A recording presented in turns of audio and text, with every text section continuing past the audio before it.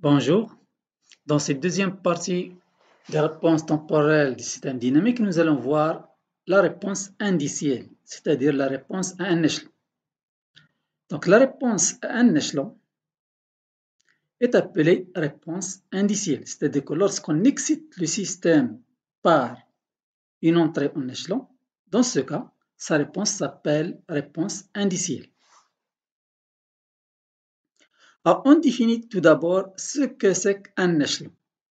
Donc, un échelon, comme notre gamma de T, est défini par E pour T positif, 0 pour T négatif. Condition 0 pour T négatif, ça représente la causalité de la fonction échelon. Donc graphiquement, nous avons la courbe de variation de gamma de T. Donc les 0 pour T négatif, E pour T positif, et à l'instant T égale à 0, il y a un saut entre 0 et 1. Cela montre que gamma n'est pas défini à l'origine T égale à 0. Et nous avons gamma de 0 moins égale à 0 et gamma de 0 plus égale à 1. Lorsque l'amplitude E de l'échelon est égale à 1, on appelle échelon unitaire. La représentation réelle de ce signal est l'application d'une tension à un système par l'intermédiaire d'un interrupteur. Donc nous avons le système, il est alimenté par un générateur de tension continue E par l'intermédiaire d'un interrupteur qui est initialement ouvert. Mais à l'instant t égale à 0, on ferme l'interrupteur. Donc lorsque t égale supérieur à 0, l'interrupteur est fermé. Et dans ce cas-là, nous avons gamma de t est égal à E est une constante. Et donc nous avons bien la réalisation d'un échelon. Maintenant, nous allons voir la réponse indicielle d'un système de premier ordre à constante de temps. C'est-à-dire que le système est de fonction de transfert K sur 1 plus 3S et on l'excite par un échelon unité. Un échelon unité, donc c'est transformé de la place, c'est 1 sur S. Et par suite, la sortie Y de S égale à H de S, U de S. H de S, c'est la fonction de transfert, c'est K sur 1 plus 3S. U de S, c'est la transformée de la place de l'entrée, c'est 1 sur S. Et donc Y de S est égal à K sur S facteur 1 plus 3S. C'est-à-dire K facteur 1 sur S moins 1 sur S plus 1 sur 2. Donc, la transformée de la place inverse nous donne Y de T égale à K facteur de 1 moins expansif moins T sur 2 pour T positif. Alors, on peut remarquer que Y de 0 pour T égale à 0 est égal à 0. Et lorsque T tend vers plus l'infini, ça tend vers K.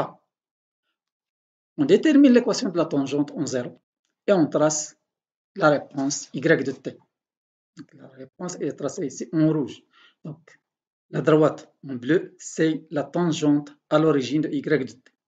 Donc, on trace la tangente, cette tangente coupe la valeur limite quand T tend vers l'infini qui est égale à K pour T égale à taux. Et bien sûr, en 0, la courbe est tangente à cette droite. Alors, une fois nous avons tracé cette courbe, on peut déduire certains paramètres de performance qui caractérisent le régime transitoire. Ces paramètres de performance sont le temps de réponse qui est indiqué ici sur la courbe. Il correspond à 95% de la valeur finale. Donc, on définit le temps de réponse d'un système de premier ordre comme étant le temps au bout duquel le système atteint son régime définitif à 5% près. Donc, l'erreur qui reste, c'est simplement 5% près. C'est-à-dire que la réponse a atteint 95%. Donc, ce qui reste pour atteindre la valeur finale, c'est un écart de 5%. Donc, une fois la réponse atteint 95%, à cet instant-là, on définit le temps de réponse. Donc, on peut montrer pour des systèmes de premier ordre de fonction de transfert K sur 1 plus taux S que le temps de réponse peut s'approximer par 3 taux et de l'ordre de 3. Donc, c'est une approximation qu'on peut utiliser dans ce cas. On peut définir aussi le temps de montée, Tm, comme il est montré sur la figure. Le temps de montée, c'est la différence entre deux instants. Le premier instant correspond à 10%, le deuxième instant correspond à 90%. Donc c'est le temps qui s'écoule entre ces deux instants. Alors par définition, le temps de montée est le temps que met la réponse initiale pour aller de 10% à 90%. La même chose, on peut montrer que le temps de montée égale à taux log de 9 égale à 2,2 taux.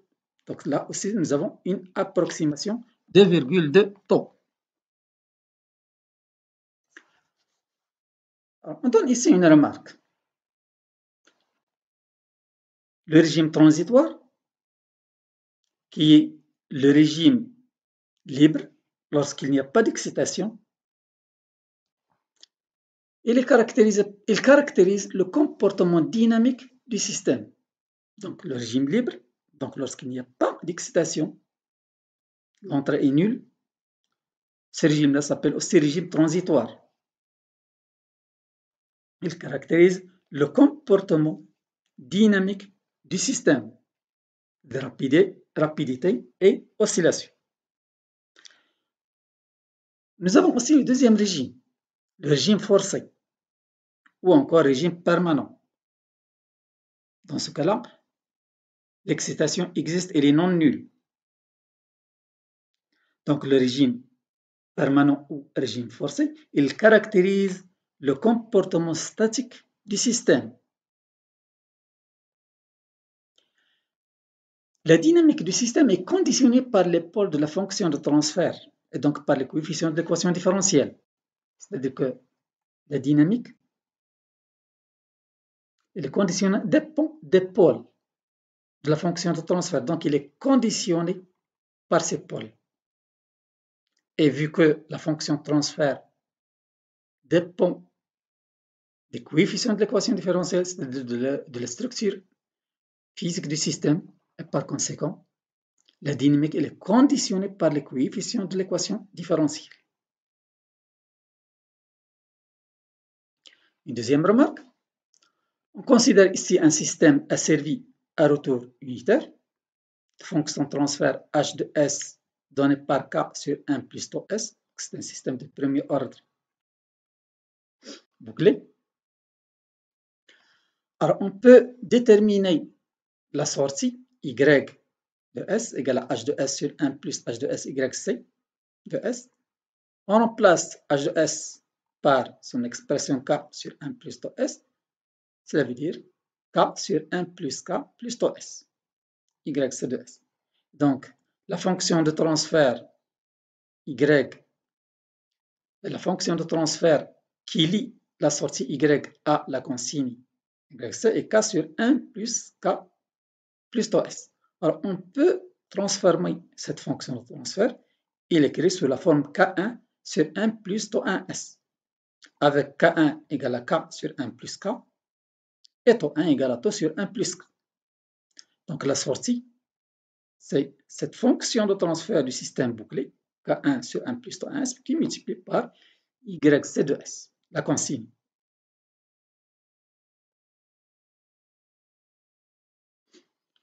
Dans le cas où l'entrée yc, c'est-à-dire la consigne, est un échelon unitaire, c'est-à-dire yc de s est donné par 1 sur s.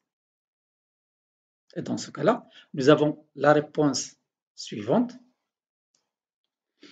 En rouge, nous avons tracé la consigne yc, 0 pour t négatif, 1 pour t positif.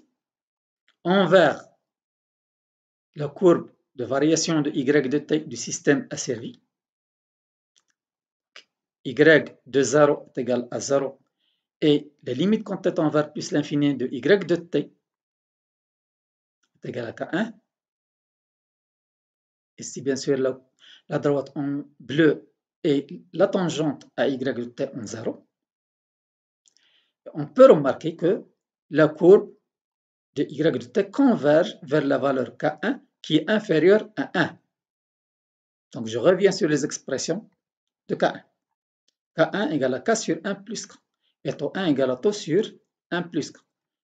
K est le gain statique du système de H de S. H de S, c'est le gain statique de la fonction de transfert en boucle ouverte du système. Donc, plus K augmente, plus la valeur de K1 s'approche de 1 et plus la valeur de taux 1 diminue. Donc, taux 1 égale à taux sur 1 plus K.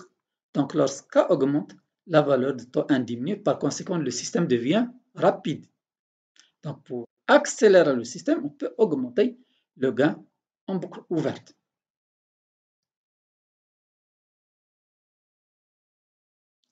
Alors, on définit l'erreur y de t égale à yc de t moins y de t.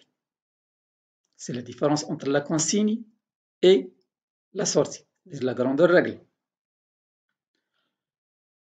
On définit aussi l'erreur statique par la limite quand t tend vers plus l'infini de y de t et on note y de l'infini. Donc, y de plus l'infini égale limite quand t tend vers plus l'infini de y de t. Alors, on peut remarquer à partir que ce soit des réponses temporaires ou bien à partir de la courbe, que cette limite, ou bien cette erreur statique, elle est donnée par 1 moins K1. C'est la différence dans le régime statique. 1 moins K1. 1 moins K1, on remplace K1 par K sur K plus 1, ce qui donne 1 sur 1 plus K. Donc, l'erreur statique, dans ce cas-là, c'est 1 sur 1 plus K. Pour diminuer l'erreur statique, il faut augmenter K. Donc, il ne peut être nul que lorsque K est égal à l'infini, ce qui n'est pas possible du fait de la réalisation pratique du système. Donc, cette erreur est d'autant plus petite que K est grande, ou bien que la constante K est grande, ou bien que le gain statique K est grand. Donc, l'erreur statique est nulle pour K égale l'infini, ce qui n'est pas réalisable physiquement du fait des limitations pratiques. On note aussi que l'erreur statique peut être déterminée en utilisant le théorème de la valeur finale.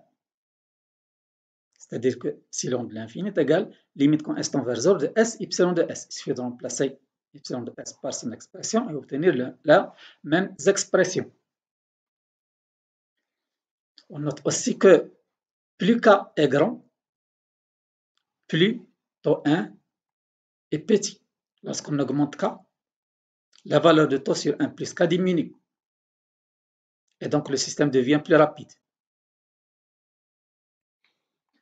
Dans le cas d'un processus intégrateur, l'entrée U de t égale à E0 gamma de t. Gamma de t, c'est un échelon unité. Et donc, nous avons ici U de t, un échelon d'amplitude E0. La transformée de la place de U de t, c'est U de S égale à E0 sur S. Alors, on déduit que la sortie Y de S égale à K E0 sur S carré, c'est-à-dire K sur S multiplié par E0 sur S. Et par suite, Y de t égale K E0 fois t. Donc, c'est une rampe. Donc, on trace la courbe de variation de Y de t. On voit bien que c'est une droite de pente alpha, t de telle sorte que tangente alpha égale à K E0. Si la courbe en bleu représente l'échelon d'entrée. Dans le cas d'un système de second ordre, l'entrée U de t égale à gamma de t. Donc, nous avons un échelon unité. Ça transforme de la place donnée par 1 sur S. Et la sortie Y est donnée par KW0 carré sur S facteur S carré plus dexi W0S plus W0 carré, qu'on peut écrire sous la forme KW0 carré sur S facteur S moins S1 facteur S moins S2. S1 et S2 sont les pôles de la fonction transfert que nous avons déjà vu dans la première partie. Donc, dans le cas où le module du coefficient d'amortissement xi est supérieur à 1, les racines sont réelles et distinctes, S1 et S2, c'est-à-dire les deux pôles sont réels et distincts. Dans ce cas-là, nous avons S1 égale à moins W0 facteur xi moins racine carrée de xi carré moins 1 et S2 égale à moins W0 facteur xi plus racine carrée de xi carré moins 1. On peut remarquer que pour xi supérieur à 1, c'est-à-dire positif, les deux racines sont négatives. Pour xi négatif, c'est-à-dire inférieur à moins 1, les deux racines sont positives. S1 positif, S2 positif.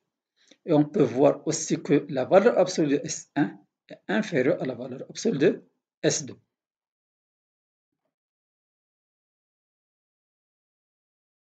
Alors, bien sûr, ces deux racines S1 et S2 satisfont S1 moins S2 égale à 2 W0 racine carrée de 1 de xi carré moins 1.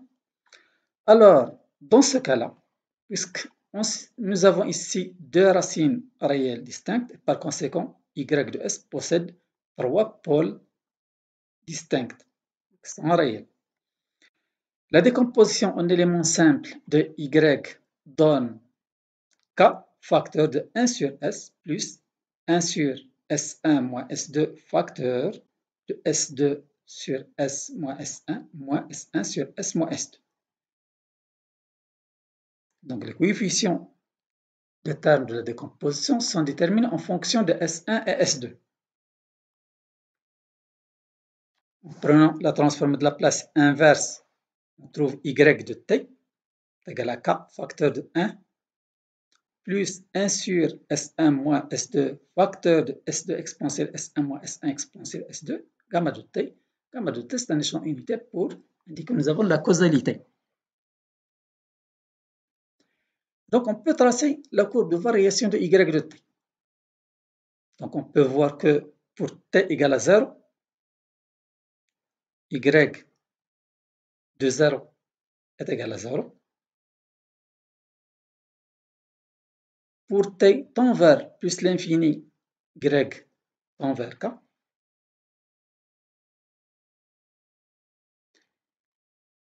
Évidemment, y de t dépend de S1 et de S2, qui sont les pôles de la fonction de transfert.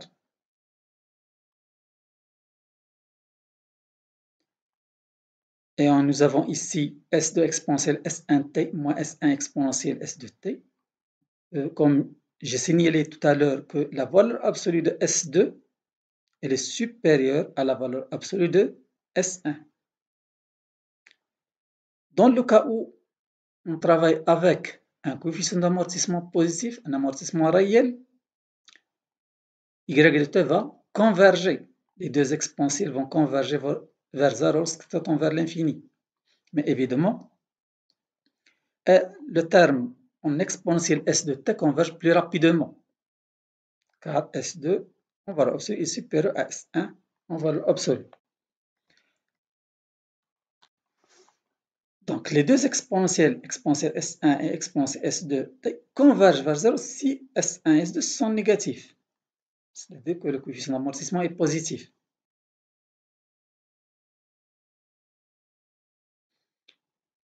Dans le cas où xi est négatif, il y a divergence. Il y a une amplification. Et donc, nous avons une instabilité. Alors, ce cas-là ne nous intéresse pas dans le cas où xi est négatif. Donc, nous allons nous intéresser simplement au cas où xi est positif, un amortissement réel. Donc, dans ce cas-là, où nous avons des racines réelles, la valeur de xi est supérieure à 1. Et la réponse y, c'est-à-dire la sortie, va converger. Et nous avons le tracé suivant. Bien sûr, on cherche l'équation de la tangente en 0, on trouve que c'est une tangente horizontale. Y de t possède un point d'inflexion à l'instant ti.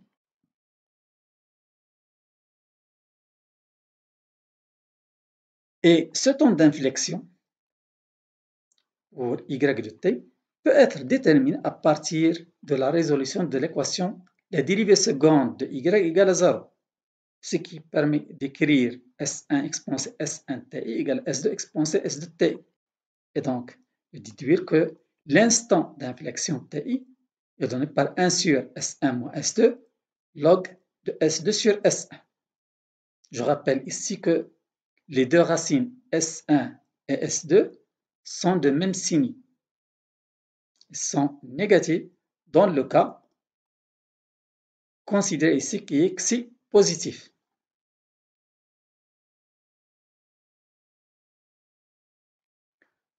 Donc, on remarque que pour t supérieur à ti, la réponse ressemble à celle d'un premier ordre. Donc, lorsque t dépasse t pour t supérieur à ti, l'une des exponentielles et devient négligeable devant l'autre. En particulier dans notre cas, puisque S2, son module est supérieur à celui de S1, donc l'exponentielle de S de t devient négligeable devant l'autre exponentielle. Par conséquent, la réponse devient pratiquement celle d'un premier ordre.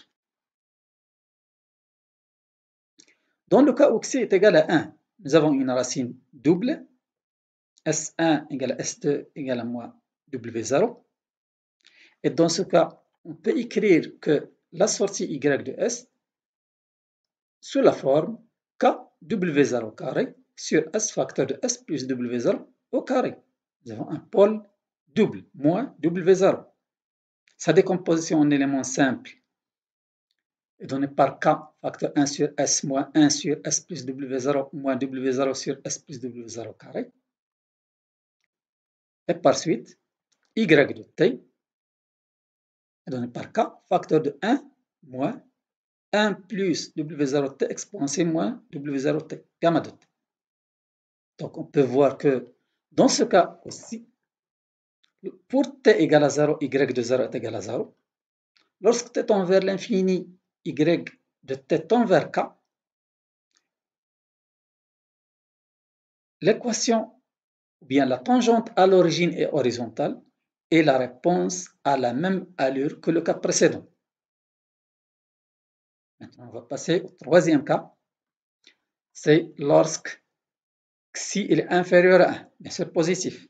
Nous avons dans ce cas deux racines complexes conjuguées, S1 et S2.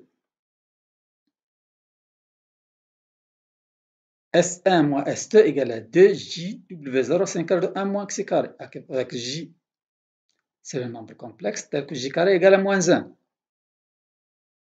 Alors, dans ce cas-là, la réponse peut être donnée par K facteur. Donc la réponse ici, c'est la même réponse puisque nous avons deux racines distinctes. Donc, c'est la transformée de la place de la décomposition en éléments simples que nous avons obtenu dans le premier cas, où xi supérieur à 1. Donc, on prend la transformée de la place et on peut remplacer partiellement S1 et S2 par leurs expressions. Donc, nous avons y de t égale à k, facteur de 1 plus 1 sur 2j W0 5 carré de 1 moins xi carré. Ici, nous avons S1 moins S2. On remplace dans l'exponentielle les deux racines par leurs expressions. Nous avons S2 exponentielle moins W0 xi t exponentielle plus JW0 5 carré de 1 moins xi carré t moins S1 exponentielle moins W0 xi t exponentielle moins JW0 5 carré de 1 moins xi carré t. Là, nous avons des termes complexes. Il faut faire un développement encore avancé pour avoir une réponse qui est réelle. Donc, il ne faut pas s'arrêter à ce niveau-là, car la réponse dans ce cas-là est complexe, elle contient des termes complexes.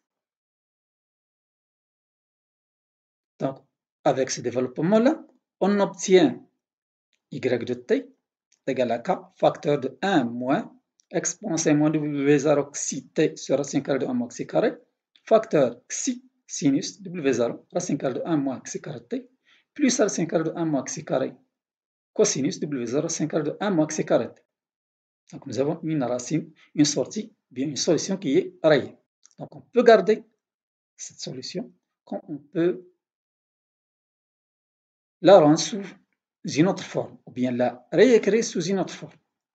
Donc pour cela, on peut voir que nous avons ici les coefficients des termes sinus et cosinus. Nous avons xi et racine carrée de 1 moins xi carré. Si on fait la somme des carrés de ces coefficients, la somme est égale à 1. Et donc là, on peut utiliser une formule trigonométrique. Donc on remarque que xi carré plus la racine carrée de 1 moins xi carré au carré égale à 1. Donc on peut poser sinus psi égale à racine carrée de 1 moins xi carré et cosinus psi égale à xi. Avec ce changement de variable, on peut écrire y de t sous la forme k facteur 1 moins exponentielle moins w0 xi t sur racine carrée de 1 moins xi carré sinus w0 racine carrée de 1 moins xi carré t plus psi. Donc psi est donné par ces deux équations, sinus psi et cosinus psi, ou bien par la tangente. Pour tracer la courbe d'évolution de y de t, on peut remarquer que nous avons ici k facteur de 1 moins cette amplitude-là, exponentielle moins w0 xi t sur racine carrée de 1 moins xi carré, sinus, ce terme. La fonction sinus varie entre moins 1 et 1. Et donc, y de t évolue entre deux courbes. K facteur de 1 moins exponentielle moins w0 xi t sur racine carrée de 1 moins xi carré, c'est dans le cas où le terme sinus est égal à 1. Et k facteur de 1 plus exponentielle moins w0 xi t sur racine carrée de 1 moins xi carré, c'est dans le cas où le terme sinus est égal à moins 1. Donc, y ne peut pas dépasser ces deux courbes, courbe en haut et courbe en bas, qui sont des enveloppes. Dans le cas, bien sûr, de la convergence xi est positif, les deux enveloppes convergent lorsqu'elles tendent vers l'infini à la valeur k. Donc, on peut voir que lorsqu'elles tendent vers l'infini, les deux courbes vont tendre vers k. Et donc, y de t aussi va tendre vers k, lorsqu'elles tendent vers l'infini.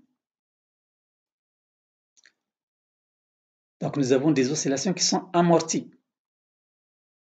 Mais bien sûr, dans le cas où c'est négatif, dans ce cas-là, ça correspond à une amplification et la réponse va diverger.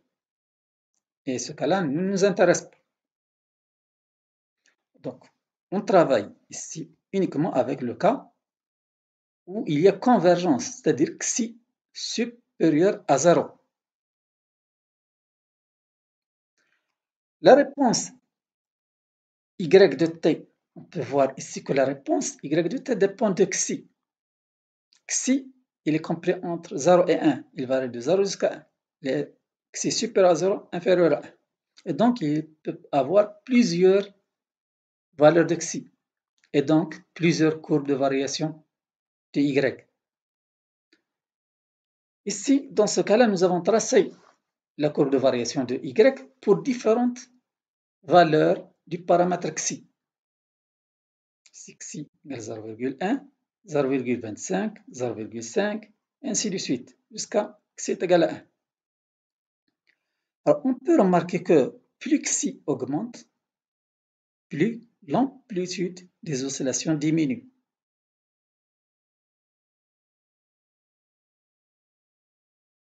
Alors, pour déterminer les performances d'un système, ou bien les paramètres de performance d'un système de second ordre, on prend une seule courbe pour une seule valeur de xi. Donc, nous avons ici une seule courbe. Et à partir de cette courbe-là, on peut déduire différents paramètres. Premier paramètre qu'on peut définir, c'est le temps de réponse. Donc, le temps de réponse, il correspond ici à un intervalle plus ou moins 5%. Donc, c'est le temps requis pour atteindre le régime définitif à 5% près. Donc, le temps de réponse, il est défini lorsque la réponse y de t atteint la valeur finale stabilisé, qui est K ici, avec une erreur qui ne dépasse pas plus ou moins 5%. Donc, lorsque l'écart entre y de t et la valeur finale est inférieur ou égal à 5% près, nous avons dans ce cas-là, ou bien lorsque l'écart est égal à 5% près, plus ou moins 5% près, on définit le temps de réponse. Évidemment, la réponse ne doit pas sortir de cet intervalle, plus ou moins 5%. Donc la réponse entre dans cet intervalle, mais n'en sort pas. Dans ce cas-là, on définit le temps de réponse, bien sûr, à 5% près. Le temps de montée, c'est la même définition que celle que nous avons déjà vue pour les systèmes de premier ordre. Donc, c'est l'intervalle de temps séparant les instants auxquels la réponse indicielle vaut 10% et 90% de la valeur finale. Donc, nous avons 10%, 90%, et le temps qui s'écoule entre ces deux instants, les deux instants correspondants, donne le temps de montée. Nous avons un autre paramètre, c'est le dépassement D1 qui correspond à l'instant T pic et un autre dépassement D2. Si nous avons ici noté TP, la pseudo-période TP. Nous allons voir ces paramètres. Donc la pseudo-période TP, elle est donnée par 2pi sur WP, avec WP égale à W0 sin carré de 1 moins xi carré. W indice P s'appelle la pseudo-pulsation. Donc la pseudo-période égale 2P sur WP, et WP c'est la pseudo-pulsation. Elle est donnée par W0 racine carrée de 1 moins xi carré. Pour déterminer le dépassement D1 et D2, on commence par le premier dépassement de 1%. Alors ce premier dépassement, c'est le pourcentage de dépassement par rapport à la valeur finale stabilisée. Elle donne par le maximum de Y moins la valeur finale stabilisée sur la valeur finale stabilisée multiplié par ça. C'est-à-dire Y max moins Y de l'infini sur Y de l'infini qui multiplie par ça. Pour déterminer Y max, on doit dériver Y par rapport au temps et on cherche le temps correspondant et on remplace bien sûr dans Y pour obtenir la valeur maximale. Y de l'infini, il est là que c'est K. Car lorsque tend vers l'infini, Y va tendre vers K. Donc Y max est obtenu en calculant le dérivé par rapport au temps de Y et cette dérivée doit être nulle, ce qui aboutit à T égale à NP sur WP, avec N c'est un entier qui peut prendre les valeurs 1, 2, 3, ainsi de suite. Dans le cas où N est égal à 1, nous avons le premier dépassement, ça correspond à D1, et donc nous avons le temps de pic, T pic égale à pi sur WP.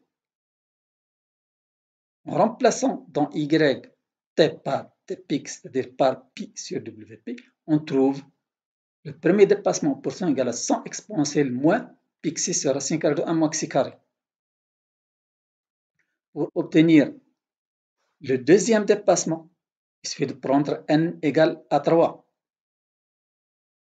Et nous avons le deuxième dépassement qui peut s'écrire sous la forme 100 exponentielle moins 3 pic 6 sur racine carrée de 1 moins xi carré. Je souligne ici que les temps, lorsqu'on détermine la dérivée de y par rapport au temps est égal à 0, ça donne les extrémums, c'est-à-dire les maximums et les minimums de y. Pour D1, c'est le premier maximum, donc n est égal à 1. Pour n égale à 2, ça donne le premier minimum. Pour n égale à 3, ça donne le deuxième maximum.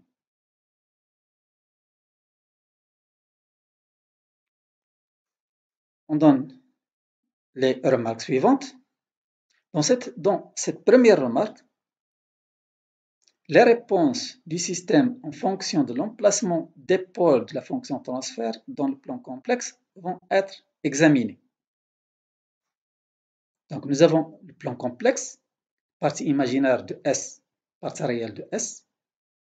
Donc nous avons le demi-plan complexe gauche qui correspond aux parts réelles négatives et le demi-plan complexe droit qui correspond aux parts réelles positives. Alors, dans le cas où les pôles de la fonction transfert du système sont à parts réelles négatives, évidemment, si un pôle possède une part réelle négative, son complexe conjugué est aussi un pôle. Donc, nous avons une paire de pôles, complexe conjugué. Donc, dans le cas où ces pôles-là sont à parts réelles négatives, la réponse du système de second ordre présente des oscillations amorties et converge vers la valeur finale. La valeur finale, dans ce cas-là, est égale à 1. C'est-à-dire nous avons pris un système avec un gain K est égal à 1 et un échelon unité. La rapidité de convergence dépend de l'emplacement de ces pôles dans ce demi-plan complexe gauche. Plus ces pôles sont loin de l'axe imaginaire, plus la convergence est rapide.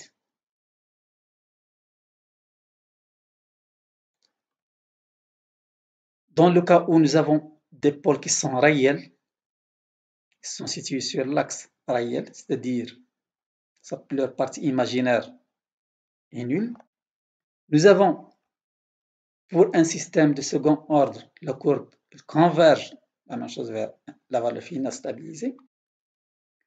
Et pour le cas d'un système de premier ordre, nous avons aussi la convergence vers la limite complètement vers l'infini qui est la valeur finale stabilisée.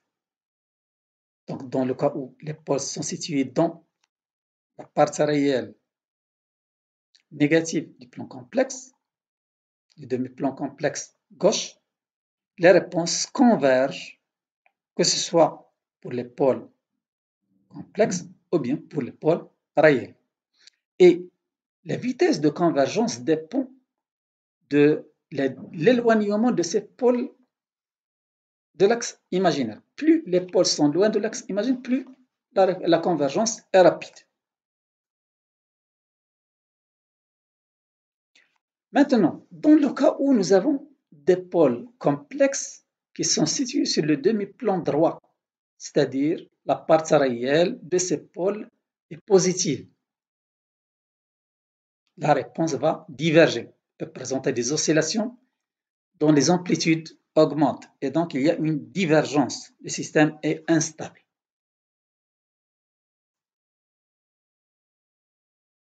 Dans le cas où nous avons des pôles réels qui sont positifs, des pôles réels positifs, nous avons aussi une divergence mais sans oscillation.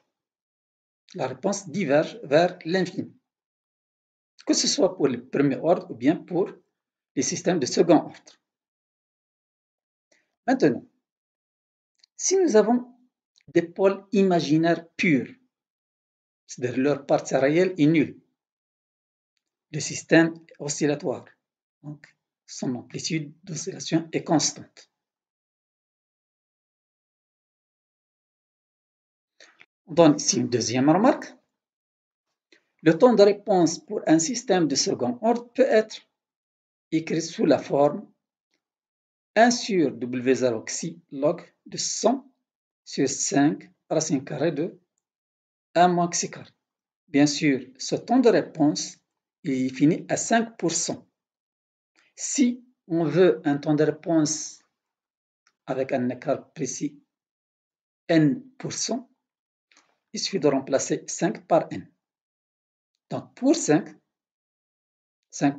c'est le temps de réponse qui est défini dans le cours précédemment, nous avons cette expression du temps de réponse dans le cas d'un second ordre. 1 sur W0, xi log de 100 sur 5 racine carrée de 1 moins xi carré.